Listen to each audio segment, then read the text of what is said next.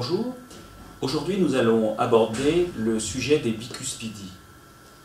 Christine, peux-tu nous montrer déjà une valve normale?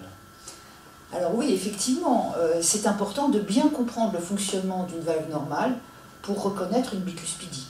Alors je vous rappelle, c'est pas quelque chose de nouveau, vous le savez tous qu'il y a 3 sigmoïdes aortiques, la valve est donc tricuspide.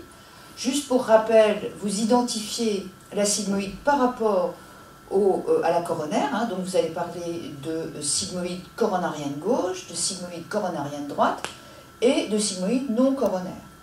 Vous avez 3 sigmoïdes, donc vous avez 3 commissures.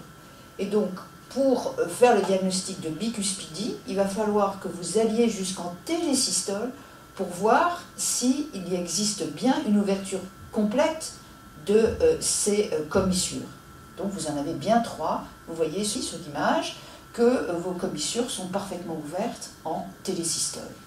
Et d'ailleurs, on va retrouver cet aspect sur une boucle en temps réel. Et vous allez pouvoir retrouver ces 3 sigmoïdes qui sont, je vous le fais remarquer, totalement similaires. Il n'y a pas d'asymétrie ni des sigmoïdes ni des sinus. Et donc là, vous avez une ouverture totale de vos 3 commissures. Comment fait-on le diagnostic de bicuspidie? Est-ce facile? Alors ça peut être facile, tout dépend de l'importance du raphé. Quand vous avez une bicuspidie de type 0, vous n'avez pas de raphé, mais vous avez vraiment 2 sigmoïdes et donc 2 commissures fonctionnelles. C'est très important de regarder le nombre de commissures fonctionnelles. Je dirais presque plus que le nombre de cusps, de sigmoïdes. Quand vous avez une bicuspidie de type 1, ça veut dire que vous avez un raphé. Si ce raphé est très large, très important, voire calcifié, ça sera extrêmement facile de faire le diagnostic. Sans parler bien sûr des pathologies de l'aorte ascendante qui vont avec, et l'anneau qui est large. Mais par contre, quand le raphé est tout petit, il ne peut ne faire que quelques millimètres, eh bien ça peut être extrêmement difficile et vous pouvez avoir l'impression qu'il y a bien 3 sigmoïdes. La solution, c'est toujours les commissures. Alors, on va regarder sur un exemple et vous allez voir parfaitement que sur cet exemple de bicuspidie, eh bien, vous avez en fait un tout petit raphé qui, lorsque vous êtes en télésystole, peut faire illusion. Et si vous avez une lecture rapide, eh bien, vous allez passer à côté de cette bicuspidie, dont le raphé est extrêmement difficile à voir, mais par contre, vous allez bien la voir sur l'image en temps réel.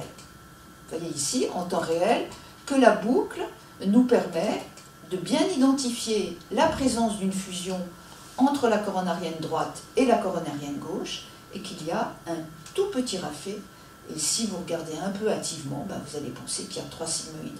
Et regardez, c'est intéressant, le sinus non coronaire est asymétrique, il est beaucoup plus large que les deux. Donc quand vous avez des sinus asymétriques, ben, il faut toujours penser qu'il y a peut-être une bicuspidie qui est cachée dessous. Finalement, j'ai pas toujours compris quelle est la différence entre une unicuspidie, une bicuspidie de type 2, type 0. Alors type 0, c'est pas de raphé. Type 1, c'est un raphé qui peut s'intéresser soit la coronarienne droite et la coronarienne gauche. Au passage, c'est la forme la plus classique, la plus typique de bicuspidie, c'est ce que l'on rencontre le plus souvent. Parfois, c'est un raphé beaucoup plus exceptionnellement entre la gauche et la non-coronaire, et parfois entre la droite et la non-coronaire. Donc ça, c'est les bicuspidies de type 1.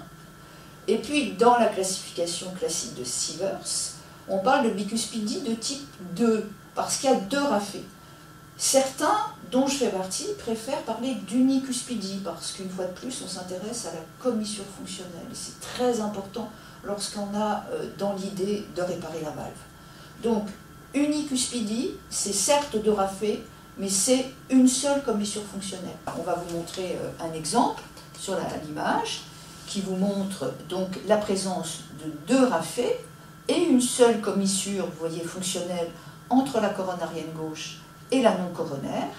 Et donc en imagerie mobile, eh bien, vous voyez bien la présence des 2 raphés et d'une seule commission fonctionnelle. Mais finalement, pourquoi est-il important de reconnaître une bicuspidie? Pour quelle raison? À quoi ça sert? Alors d'abord, c'est quelque chose qu'il faut tout le temps soupçonner quand on a une insuffisance aortique du sujet jeune. Quand cette insuffisance aortique est sévère, Jusqu'à présent, on était obligé de remplacer la valve et comme le sujet est jeune, de mettre une prothèse mécanique, qui, tu l'avoueras, n'est pas une vie très facile avec les anticoagulants. Donc on s'oriente de plus en plus, et ça fait partie des nouvelles recommandations, vers la possibilité de faire des plasties aortiques. Et donc quand on envoie un patient chez le chirurgien qui fait une plastie, il va falloir être extrêmement précis dans l'anatomie de cette valve. Est-ce qu'elle est calcifiée? Est-ce qu'elle est souple? Est-ce qu'il y a une seule commissure dans le cadre d'une unicuspidie? À ce moment-là, il sera obligé de créer une néocommissure. Ou bien est-ce que la valve comporte déjà deux commissures et à ce moment-là, il va garder ces deux commissures en essayant de les réaligner. Donc tous ces éléments anatomiques sont essentiels si on a dans l'optique de garder la valve chez un sujet jeune qui a une fuite aortique importante. Je rappelle que nous verrons les fuites aortiques et la pathologie de l'aorte ascendante dans un autre chapitre. Bien sûr, parce qu'il ne faut pas se contenter de regarder la valve quand on envoie un malade chez le chirurgien, ou même quand on explore une bicuspidie. Il faut naturellement regarder le reste de l'aorte, et en particulier les sinus et l'aorte tubulaire.